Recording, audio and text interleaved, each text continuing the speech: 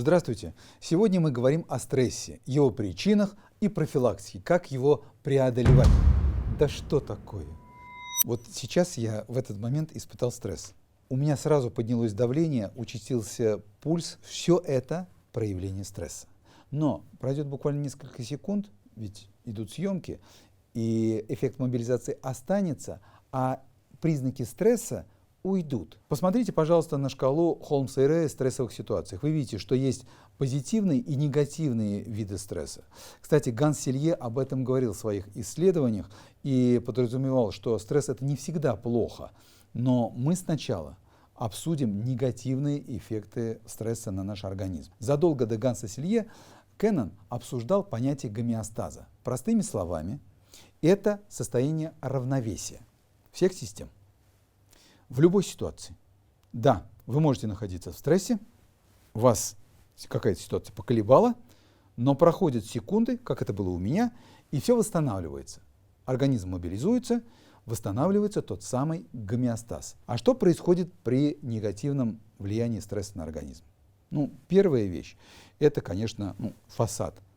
Кожа, волосы, ногти. Посмотрите, пожалуйста, вот на эту фотографию. Итальянская журналистка, которая очень много работала и находится в состоянии стресса, смодулировала свое изображение в состоянии стресса. И темные круги под глазами, и тусклая кожа, но это только внешние проявления.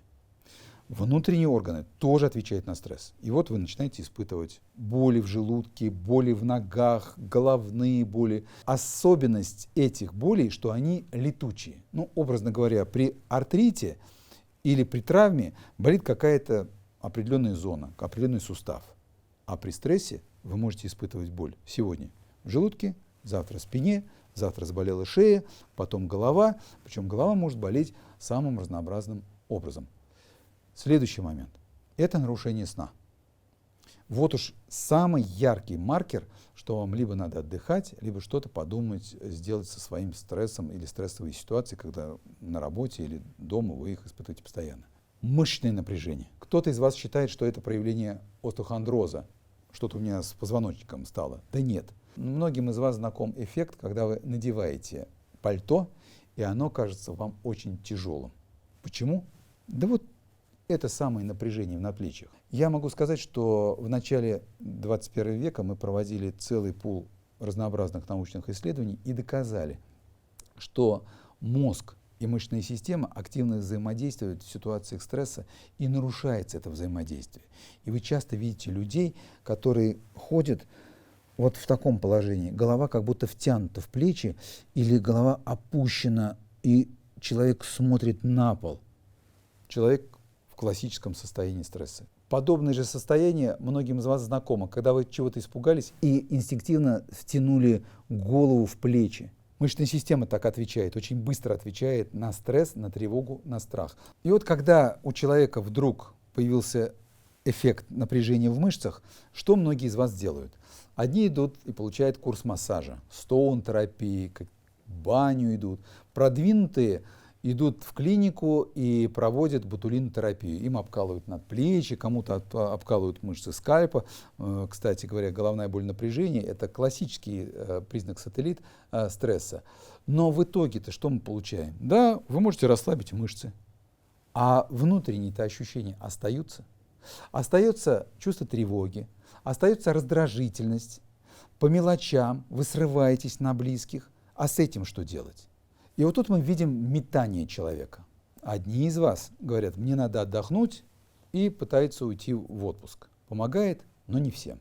Другие хватаются за таблетки. И первое, что надо сделать, понять, а что вызывает стресс? Хорошо, вы не хотите идти к психотерапевту, психологу, хотя это первая рекомендация, что называется, на поверхности. Возьмите лист бумаги и напишите, что вас беспокоит, что вызывает стресс, что вызывает конфликт внутри вас. Дальше напишите, что произойдет, если вы что-то начнете делать за и против. Хорошо. Вам это не помогло. Вы чувствуете, что самостоятельно не справляетесь. Тут рекомендация одна. Идти к специалисту, неврологу опытному, психологу, психотерапевту, и он уже назначит целый ряд препаратов. Прежде всего анксиолитики, препараты, которые меняют ситуацию с тревогой, они убирают тревогу, кому-то показаны будут антидепрессанты, но не тот вариант, когда вы начинаете глотать горстями натропы, препараты, которые возбуждают ваш мозг. В вашем организме активно работает та самая вегетативная нервная система, обеспечивающая тот самый гомеостаз, то самое равновесие, о котором я говорил раньше. Вас накручивают. Вы выходите из состояния равновесия, вы в стрессе, вы приходите в спортивный зал и добавляете еще, что называется, нахлобучиваете этот стресс еще больше. И вот тут ваша вегетатика, как проще говорить, вегетативная нервная система может не выдержать. Не выдержит прежде всего сердечно-сосудистая система. И вот те самые ситуации, когда в спортивном зале или у молодых крепких с виду людей происходит остановка сердца, внезапная остановка сердца без видимых причин, это признаки неадекватного отношения к себе в условиях тяжелого стресса. Ну, в этой ситуации рекомендована уместная йога, пилатес, прогулки, бассейн прекрасно помогает снять стресс. То есть более мягкие физические упражнения. Ну и, конечно, я должен сказать о дыхательных практиках. У нас есть на эту тему несколько роликов на YouTube-канале. Посмотрите, пожалуйста. Это изменение паттерна дыхания с грудного на брюшной тип дыхания. Кстати, это помогает и в условиях острого стресса. А если вы будете применять дыхательные техники постоянно, то это вам поможет избавляться и от хронического стресса. Вы начинаете дышать иначе, чем прежде. Перестаете дышать грудью, начинаете включать диафрагму. И в этой ситуации очень важная диафрагмальная мышца работает по-другому. Плюс к этому вы начинаете ритм менять дыхания. Укорачиваете вдох и удлиняете выдох. Попробуйте это сделать в условиях острого стресса. Да сейчас попробуйте сделать, и вы почувствуете, как ваша голова начнет работать по-другому уже через первые пару минут. Представьте себе, во время стресса вы начинаете дышать часто. Ритм дыхания другой. Теперь мы в корне меняем ситуацию. Диафрагма включается, вы дышите реже. И что происходит с мозгом? Меняется работа дыхательного и сосудодвигательного центра. Меняется работа всех нейрогуморальных систем. Исчезает ощущение тревоги из мозга. Нарушенный дисбаланс, нарушенный гомеостаз, вот этот процесс дисбаланса, нарушенного гомеостаза стихает. И происходит то самое необходимое равновесие, формирование адекватного гомеостаза, о котором мы чуть раньше говорили. А если я покурю? А вот это очень интересный момент. Многие курильщики говорят, меня сигарета успокаивает. На самом деле то же самое могут сказать и любители марихуаны или алкоголя, что, мол, вот алкоголь классный дистрессор. Я здесь не буду спорить.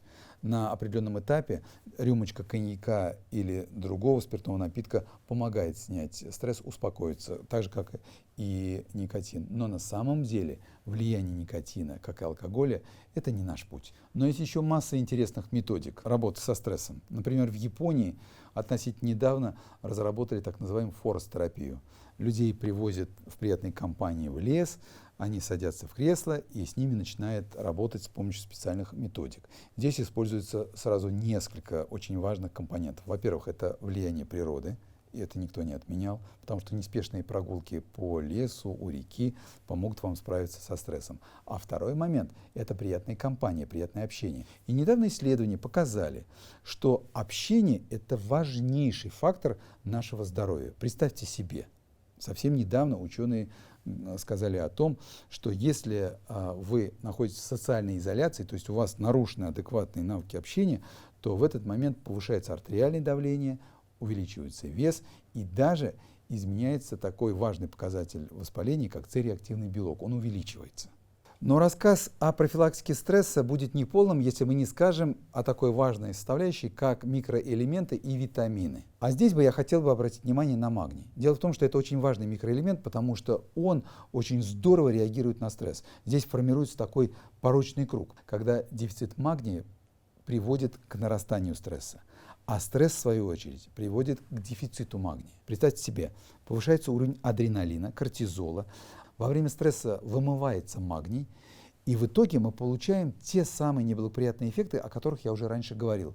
Мышечные спазмы, судороги, напряжение. появляется раздражительность, появляется неприятное ощущение в области желудка, желудочно-кишечного тракта, головная боль. Все это признаки дефицита магния. И не надо бежать в лабораторию, чтобы оценить, какой у меня уровень магния. Это бесполезное дело, это и дорого, и время потеряете. Специально разработан клинический опросник, который позволяет оценить тот самый дефицит магния. Посмотрите, пожалуйста. Он очень удобен, и он основывается на клинических, подчеркну, признаках этого самого дефицита. Какой препарат магния стоит использовать? Лучше использовать органические соли магния, потому что они лучше всасываются в желудочно-кишечном тракте, и в то же время я бы предпочел комбинированный вариант использования препаратов магния вместе с витамином В. Почему? Это опять-таки формируется синергия, дополнение двух очень важных составляющих. Помогает вам справиться с усталостью и помогает усилить всасывание магния. Вы можете съесть мешки фундука, сои, но таким образом вы не достигнете того самого эффекта повышения уровня магния. Почему я про фундук и сою? Потому что кто-то читает, умный, что в фундуке и других продуктах питания очень много магния. Так вот, я вас спешу разочаровать. Тонну съедите, а эффекта не получится, не всосется магний. Поэтому нужно использовать препараты. И в то же время мы понимаем, что стресс, особенно длительный хронический стресс, это процесс на несколько месяцев, а то и годы. И смешно предполагать, что номером 10 или за 1-2 месяца вы решите все проблемы с приемом магния. Принимать его нужно много дольше. Таким образом будет создаваться накопительный эффект препарата, и вы плавно выйдете из этой ситуации. Но, конечно, я хочу подчеркнуть, что магний — это прекрасно, но только весь комплекс, о котором мы говорили, поможет вам выйти из этой непростой ситуации. И да, мы еще об одной теме очень важной не сказали. Это секс, который тоже может помочь вам справиться со стрессом. Но об этом мы поговорим с вами в следующем ролике.